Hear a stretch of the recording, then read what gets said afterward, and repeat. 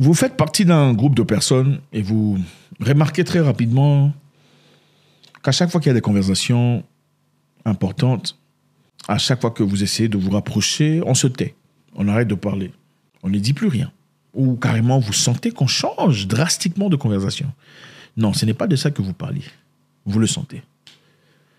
Vous le remarquez une fois, deux fois, trois fois. Comment réagissez-vous? Mais à côté, il y a des gens qui, clairement, sont gentils avec vous. « Hey, Alain, comment tu vas? Tu vas bien? Monsieur Moussoungou, venez, s'il vous plaît. Partageons, j'ai des biscuits. » Dans le grand groupe, la majorité, quand ils parlent, vous vous rapprochez, ils tournent le dos ou changent de sujet carrément. Mais en attendant, il y a une personne ou deux qui gentiment vous appelle, vous invite. Viens manger avec nous, viens partager. Hey, comment ça va? Et la maison, et la famille? Que faites-vous? Naturellement, vous vous tournez vers ces personnes qui sont clairement dans le côté bon de la vie à votre égard, n'est-ce pas? C'est clair, c'est évident. C'est aussi naturel, n'est-ce pas? Et naturellement, comme on l'a évoqué ici, le Burkina Faso et le Niger se retirent du G5 Sahel. On s'y attendait, je pense qu'il était juste question de temps. Alors, c'est quoi le G5 Sahel? Le G5 Sahel, c'est le Tchad, le Niger, le Burkina Faso, le Mali et la Mauritanie. Ils ont créé dans le cadre de coopération pour améliorer la sécurité et le développement dans cette région semi-désertique. Donc, le Mali, le Niger, le Burkina Faso, le Tchad, la Mauritanie sont venus en communauté pour discuter. Écoutez, les amis, on sent qu'il y a la présence des djihadistes ici, dans les parages. On va créer le G5 Sahel, question de créer une force unie pour combattre et résister contre les terroristes. Okay? Malheureusement, comme un bébé en difficulté, cette G5 Sahel a été en incapacité même de s'élever et de marcher. Voilà, avec le soutien de la France a proposé de donner des voitures de guerre, des équipements et tout le bazar, mais ça n'a pas été effectif ni efficient, comme vous le savez. Le terrorisme s'est perpétué, beaucoup de gens ont perdu la vie dans ce côté-là du monde. Maintenant, après le Mali, le Niger et le Burkina Faso décident de se retirer de cette histoire. Bon, c'est clair. Pourquoi on resterait dans une histoire où notre ami ou frère Mali est carrément traité de sous-homme dans une organisation généralement où on traite les gens qui essaient de se libérer de mercenaires, de voyous, de bandits? Pourquoi nous on resterait là-dessus? Il n'y a aucune raison pour laquelle on le ferait. Si le Mali, le Burkina Faso et le Niger ont été capables, en coalition avec d'autres forces extérieures, de pouvoir, positives évidemment, de pouvoir bouter hors de Kidal les terroristes qui y sont, pourquoi ils ont besoin du G5 ou de la G5 Sahel? Pourquoi ils ont besoin de ça? Il n'y a aucune nécessité pour ça. Donc, comme on le disait précédemment, vous vous sentez poussé à l'écart, vous vous sentez dégagé, vous vous sentez exclu des conversations. Qu'est-ce qui se passe? Vous apprenez aux gens à vivre sans vous. C'est pourquoi je dis, il faut faire très attention dans la vie. Si vous voulez punir quelqu'un, il faut punir un peu, très peu. Punissez temporairement, de manière très calculée. Ne punissez pas au point où ça commence à vraiment faire mal. Parce que quand ça commence à vraiment faire mal, vous poussez aux gens à prendre des décisions pour arrêter ou stopper le mal qui est continu. Quand vous punissez quelqu'un pour des raisons que vous trouvez légitimes, punissez très peu. Si c'est le silence, malheureusement c'est un truc des enfants, les enfantillages, vous aimez donner le silence, genre, le traitement du silence.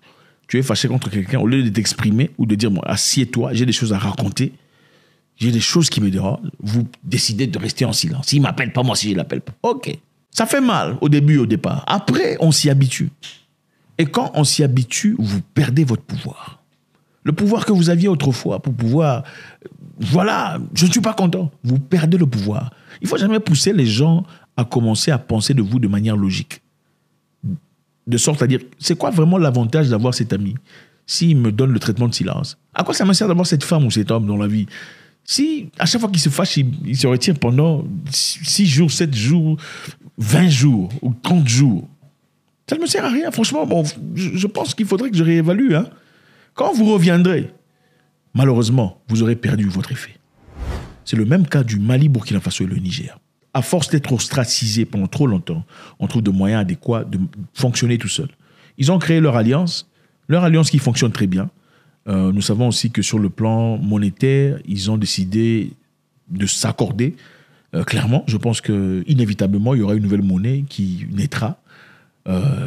Évident, contraire au CFA qui, depuis longtemps, persécute et asservit la population franco-afro, machin, enfin, tous ces gens-là qui ont été colonisés par la France, profitant ainsi aux Français sur le plan économique. Et aujourd'hui, nous savons que cette union sacrée, cette union forte du Mali, Burkina Faso et le Niger n'est pas seulement sur le plan monétaire, c'est aussi sur le plan infrastructure, c'est aussi sur le plan sécuritaire. Donc maintenant, ils ont quitté le G5 Sahel. Qu'est-ce qui se passera après? On se pose la question. En attendant, le ministre malien s'exprimant au nom de ses homologues burkinabés et nigériens a invité les peuples de l'AES à l'union et à la fraternité. Vous voyez maintenant, c'est ça les vrais frères. Donc le Mali, le Burkina Faso et le Nigérien sont appelés à la fraternité. C'est ça les vrais frères. Ce n'est pas vous, oh mon frère du Sénégal, oh mon frère du Cameroun, non, vous n'êtes pas frère. Oh mon frère du Cameroun, non, vous n'êtes pas frère. Cherchez vos frères, des gens avec qui vous êtes bien, c'est eux là vos frères. Vous allez laisser vos frères là-bas dans votre tribu, vous allez chercher des frères dans d'autres pays. C'est des frères pour critiquer, pour calomnier. Les frères sont là. Niger, Mali, Burkina Faso. C'est eux qui sont des frères. Parce que leur ministre dit, on appelle à la fraternité et à la solidarité, tout en changeant des mentalités et refuser l'idée selon laquelle vous êtes pauvre. C'est ça. On appelle les gens à l'union. C'est ça l'Afrique qu'on veut. Qu'est-ce qui se passera après? Sur le plan sécuritaire, les ministres ont salué le projet déjà engagé sur terrain depuis que les forces militaires des trois pays travaillent en étroite collaboration pour lutter contre le terrorisme. Une collaboration qui va s'étendre aux autres secteurs avec l'adoption de l'architecture institutionnelle AES. Et c'est clair, moi, confédération, peut-être un pays finalement naîtra de cette histoire.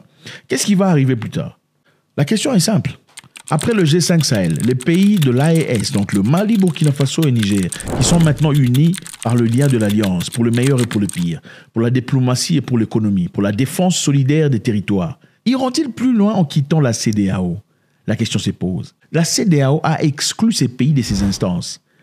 Vous voyez que la peur doit être là. Si la CEDEAO a exclu ces pays de ces instances dès le départ, maintenant, là, qui doivent décider, maintenant, là, qui gagnent la guerre, maintenant, là, qui sont libérés sur le plan économique, resteront-ils avec la CEDEAO? La question se pose. Qui a toujours été rudimentaire à l'égard de ces pays. Les États de l'AES feront-ils également les adieux à l'Union africaine? Parce qu'évidemment, l'Union africaine ne s'est pas comportée de manière à soutenir ces États. On a condamné ce qui s'est passé au Niger, au Mali, au Burkina Faso. Vous vous en souvenez? Je pense que c'est clair, c'est évident. Voilà les pays qui sont en train de bouger vers la bonne direction. La libération totale du pays. La libération économique, monétaire, financière, sécuritaire. Si le voisin ou un étranger ne peut pas nettoyer ta maison, il faut le faire seul. C'est aussi simple que ça. Si tu sens qu'il y a un truc qui ne va pas, il faut virer tout le monde et le faire seul. Et je pense que si on a l'impression que ceux qui sont censés être frères, en effet, ne sont pas présents quand on a besoin d'eux, ils ne sont pas vos frères. Il faut arrêter de réfléchir, de tergiverser et tout ça. Ils ne sont pas vos frères. Vos frères sont toujours là dans les moments les plus difficiles. Combien de pays ont été là pour le Mali quand le Mali s'est levé? Très peu. Alors, pourquoi on s'étonne quand le Mali s'allie au Niger et au Burkina Faso pour un avenir meilleur? C'est eux qui sont des frères. Je suis très intéressé de savoir de votre part. Est-ce une bonne décision de la part du Mali, le Burkina Faso et le Niger de quitter le G5 Sahel et former leurs propres forces? Est-ce que ce serait une bonne idée aussi de les voir finalement quitter l'Union africaine, aussi pas la CEDEAO? Faites-moi savoir ce que vous en pensez. C'est toujours avec beaucoup de plaisir. Vous vivez dans un groupe où vous vous sentez poussé à l'écart. Personne ne vous donne l'attention nécessaire. Les discussions sont coupées à deux. On ne vous laisse pas entrer. Est-ce que vous resterez dans ce groupe? Vous vivez dans un milieu où vous avez l'impression que les histoires se racontent derrière votre dos. Même si c'est les amis, ou la belle famille, ou les familles, ou peu importe. Vous avez l'impression que quand on vous voit, on vous rit, on vous sourit, on vous machin. Mais en réalité, vous sentez qu'il y a des choses qui ne vont pas. Est-ce que vous allez rester dans cet environnement? Je pense qu'il est évident, pour chaque personne normalement constituée, de trouver les réponses à ces questions. Et peut-être tourner le dos et mettre la face vers une direction beaucoup plus claire et beaucoup plus stable. God bless.